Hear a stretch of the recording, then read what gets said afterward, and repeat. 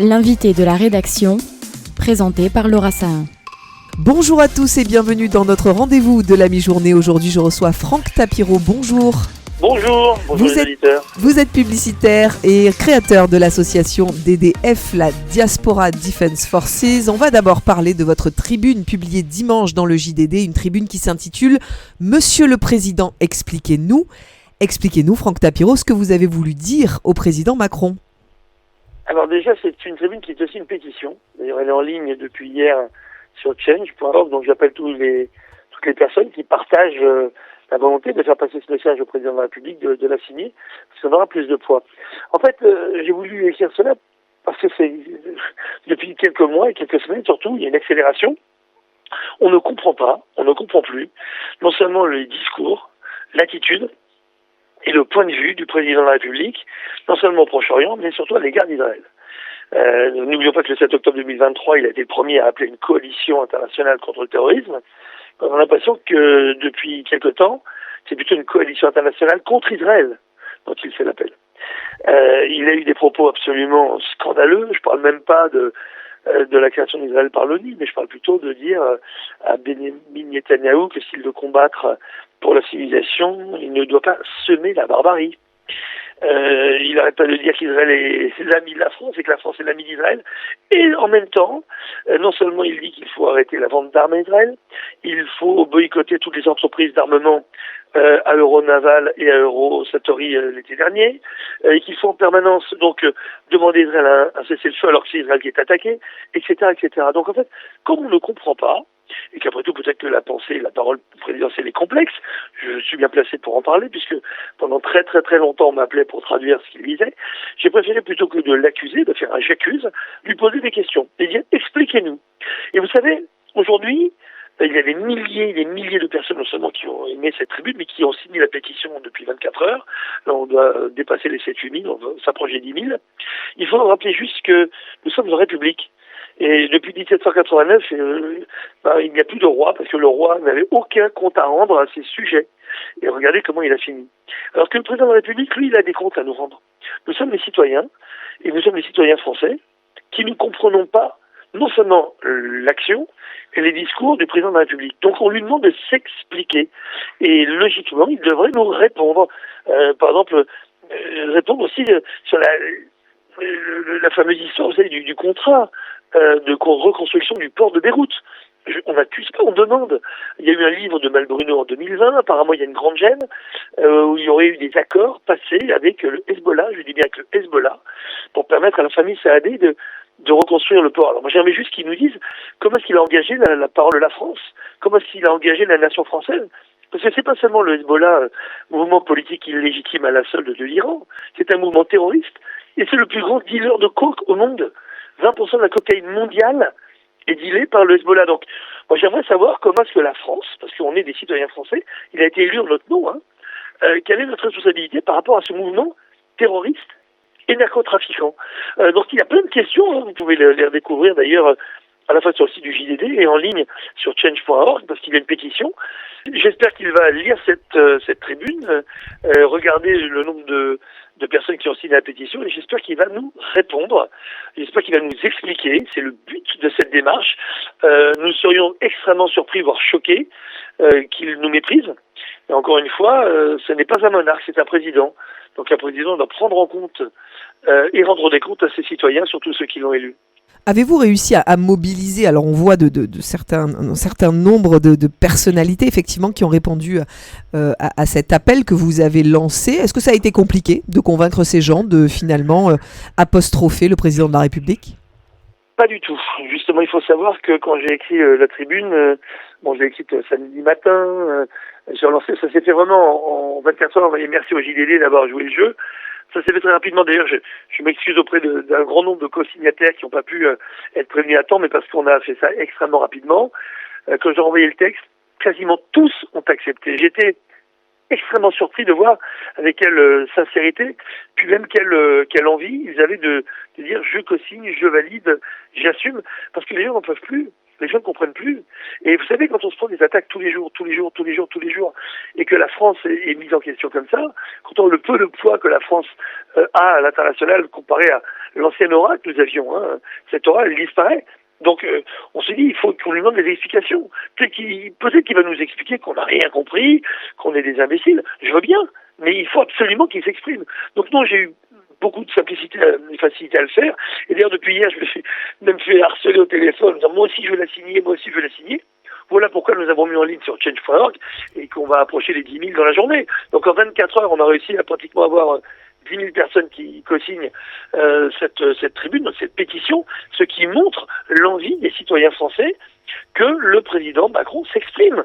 Il ne peut pas rester à faire encore une fois, ces sorties dans la presse, pour moi, complètement décalées, absconses et parfois même extrêmement dangereuses, notamment sur le thème de barbarie associée à Israël, ce qui est le comble, et ne rien dire. Et puis même, vous savez, moi je connais bien le président depuis des années, je connais son talent en communication. Comment se fait-il que depuis quelques semaines, dès qu'il parle de ce sujet-là, notamment Israël et le Liban, il lit ses discours, il est en sueur, il est extrêmement tendu.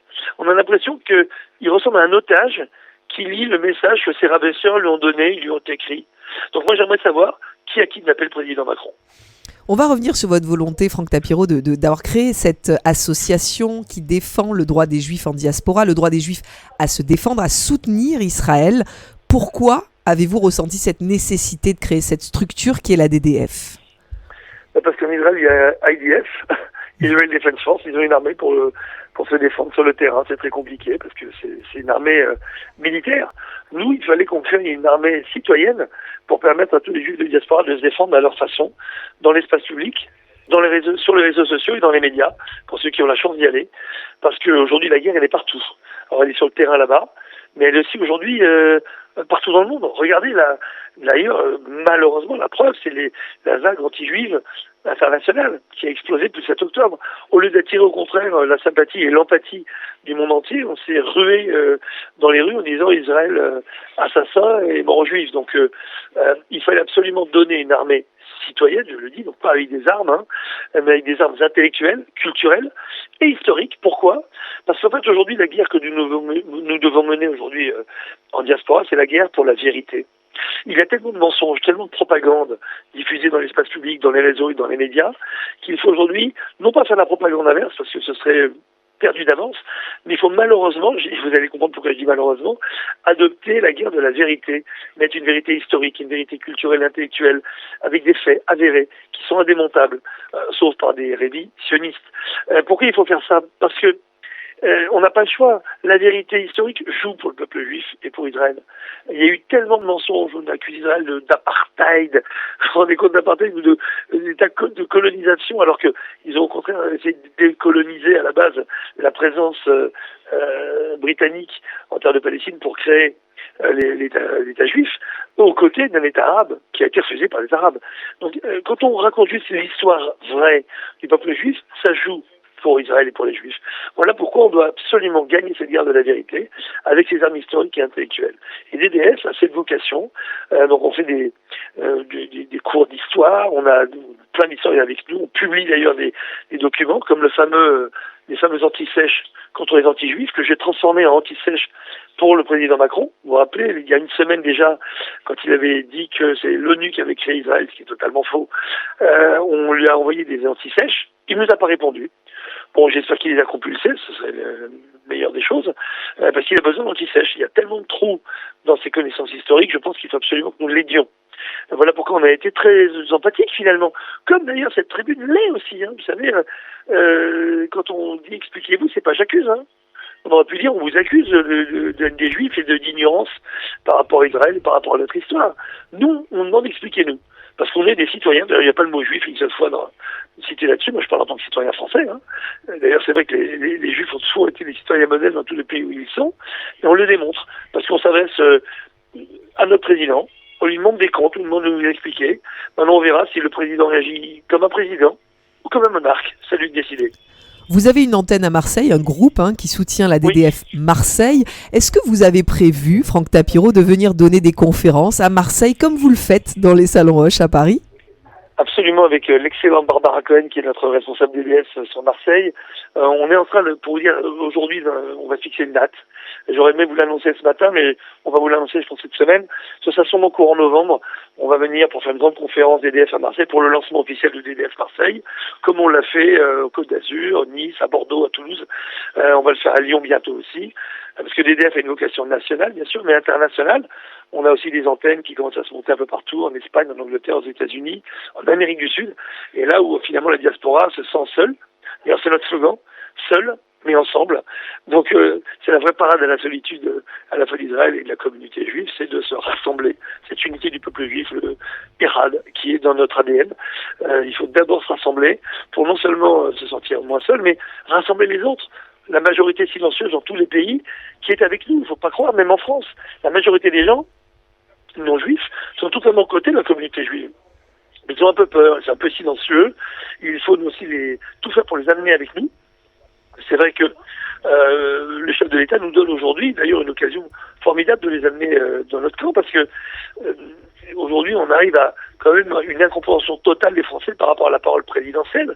Donc peut-être par ce biais-là, les gens comprendront le message qu'on essaie de faire passer, c'est qu'aujourd'hui ceux qui essaient de faire du commerce politique ou industriel sur le dos des Juifs et d'Israël ont choisi le mauvais camp et seront dans les mauvaises pages de l'histoire.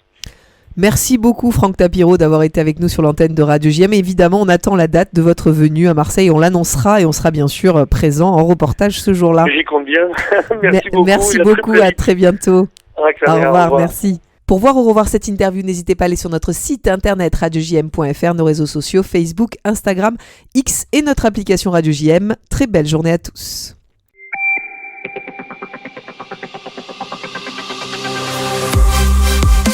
L'invité de la rédaction, présenté par Laura Sahin.